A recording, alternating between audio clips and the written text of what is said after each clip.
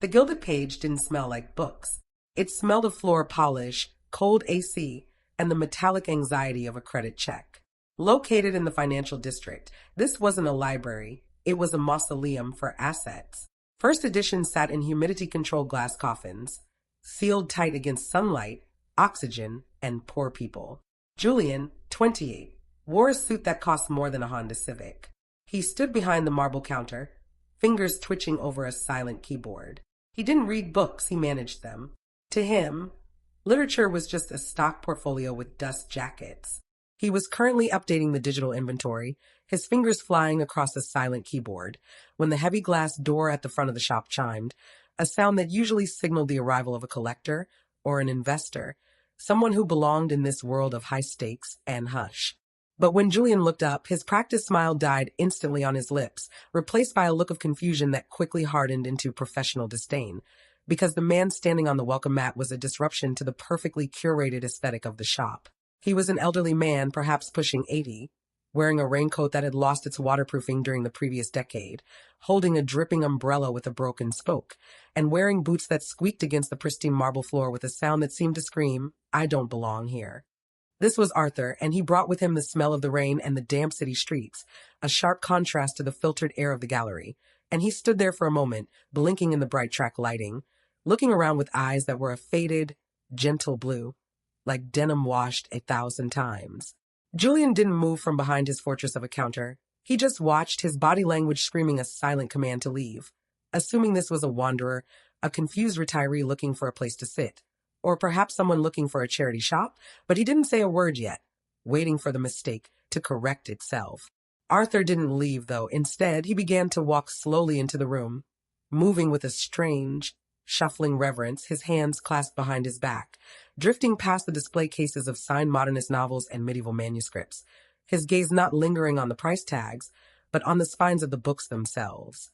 Julian sighed, a short, sharp sound through his nose, and stepped out from behind the counter, smoothing the front of his jacket, preparing the polite but firm speech he used to escort non-serious entities out of the premises, intending to guide the old man back to the street before he dripped water on something irreplaceable.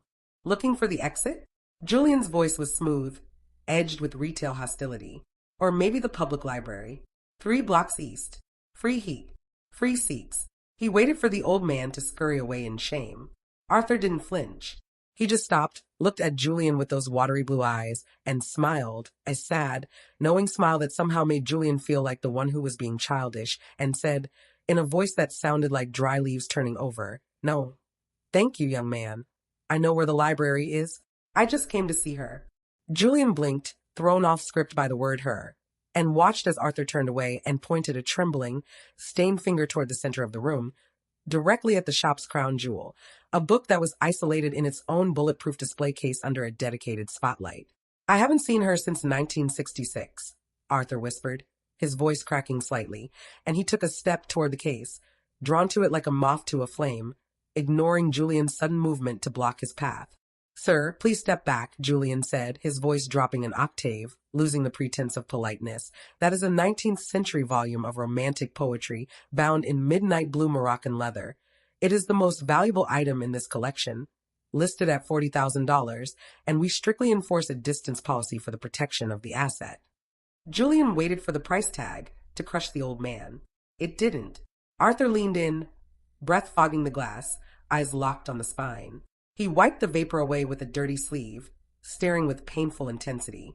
"I have no intent to acquire it," Arthur admitted softly, keeping his eyes on the leather. "I couldn't afford the tax on a book like this, let alone the price. But I don't need to own it to know it. You see, I know about the flaw on page 42. Julian froze, his brow furrowing, because he prided himself on knowing every single defect, every foxing mark, every loose thread in his inventory. That was his job. That was how he justified the prices, and he knew for a fact that this book was graded mint. "That is impossible," Julian countered, crossing his arms, his arrogance returning as he felt he was back on solid ground. "This item has been inspected by 3 independent authenticators. It is graded as pristine. There are no tears, no stains, no missing pages. That is why it costs what it costs." Arthur finally looked away from the book and met Julian's eyes, and there was a sudden sharpness in the old man's gaze, a flash of authority that didn't match his worn-out coat, as if a master was suddenly speaking to an apprentice. It is not flawless, Arthur whispered, moving past Julian with a surprising fluidity to stand right next to the case. It is perfect. And there is a massive difference between the two, young man, and he reached into his wet coat pocket. Julian flinched, but Arthur just pulled out a tarnished jeweler's loupe and held it to the light. Open it, Arthur challenged gently. Page 42. Bottom right corner, look for the teardrop. Julian hesitated, caught in a trap of his own making, torn between his duty to protect the asset and an overwhelming, burning curiosity sparked by the specific detail of the old man's claim, wondering how a stranger off the street could possibly know something about a book that had been in a private vault for decades. If I open this case, Julian said, putting on his white cotton gloves with theatrical slowness, emphasizing the difference between his professional hands and Arthur's dirty ones, and there is nothing there, you will leave immediately and never return.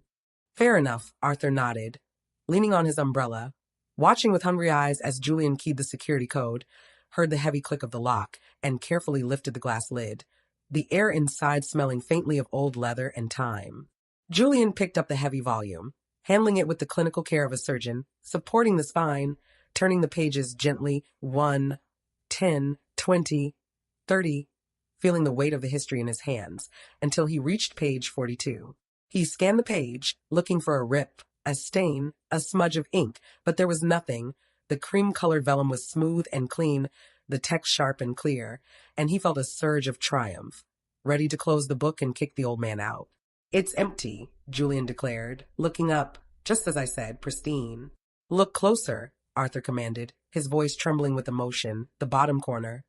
The paper looks continuous, but it isn't. Use the loupe. Julian sighed, frustrated, but he leaned down, squinting at the bottom corner of the page, and then, just to prove the point, he took the magnifying glass Arthur offered and held it over the vellum. At first, he saw nothing, just the texture of the paper fibers, but then, as he adjusted the angle of the light, he saw it, a microscopic hairline seam, a transition so subtle it was almost invisible, a patch of paper that had been grafted onto the original page with such impossible precision that it looked like magic. And the patch was shaped exactly, perfectly, like a falling teardrop. Julian's breath hitched in his throat, his heart skipping a beat, because he knew enough about restoration to know that this wasn't just a repair. This was a masterpiece of surgical paper conservation, something that would take weeks of agonizing work under a microscope. 1966. Florence. Arthur's voice shifted, dropping the tremor. I was 20, an apprentice near Santa Croce. When the Arno burst, it didn't just bring water. It brought heating oil, sewage, and mud. Tons of it, burying everything in black slime. Julian looked up from the page, the arrogance draining from his face, because he knew the history, he knew about the Mud Angels, the thousands of young volunteers who had flocked to Italy to save the cultural heritage of the Renaissance, wading through waist-deep sludge to rescue books and paintings. We worked for 48 hours straight without sleep, Arthur said, looking at his own hands that were scarred, with fingertips flattened by years of pressure. We formed human chains, passing books bucket brigade style, slipping in the mud, freezing cold, terrified that we were losing history. This book was one of them. He stepped closer to the counter, and Julian didn't back away this time. She was soaked ruined, swollen with water, covered in heating oil, Arthur whispered. My master told me to throw it on the pile to be burned, said it was too far gone, that the vellum was dissolving, but I couldn't do it. I took it, Arthur confessed, tucked it under my shirt, ran to the drying rooms, and spent the next 6 months with her. I washed every page. I resized the paper. I resewed the binding structure using the old medieval techniques. And the patch? Julian asked, his voice quiet, stripped of its corporate polish, asking the question not as a dealer, but as a human being. I was crying, Arthur said simply. It was the night I finished. I was exhausted, hungry. I had no money, no home to go back to. Just this relentless drive to save something beautiful. And a tear fell right on the corner of page 42, weakening the fibers I had just cleaned. He pointed to the invisible seam. So I had to patch it. I cut a piece of paper from a blank flyleaf of the same period, shaped it like the tear that fell, and grafted it in. It was my signature, my secret way of saying, I was here, I saved this. The silence that followed was profound, the humming of the air conditioner seeming to fade away, leaving only the weight of the revelation hanging in the air between them. Julian looked at the product he had been trying to sell, and suddenly the $40,000 price tag seemed irrelevant, almost insulting, because how do you put a price on a young man standing in freezing mud, refusing to let a piece of beauty die? He felt a profound sense of shame, a heat rising in his cheeks, realizing that he had judged this man by the quality of his raincoat, when in reality, this man was the reason Julian had a job at all. "I'm sorry," Julian said, and for the first time in his career, the words weren't a customer service script. They were genuine, heavy with regret. He slowly took off the white cotton gloves, feeling suddenly that they were the dirty things in the equation, barriers preventing a necessary connection. I didn't know," Julian stammered, stepping back from the book, gesturing to it. "Please, you should hold it."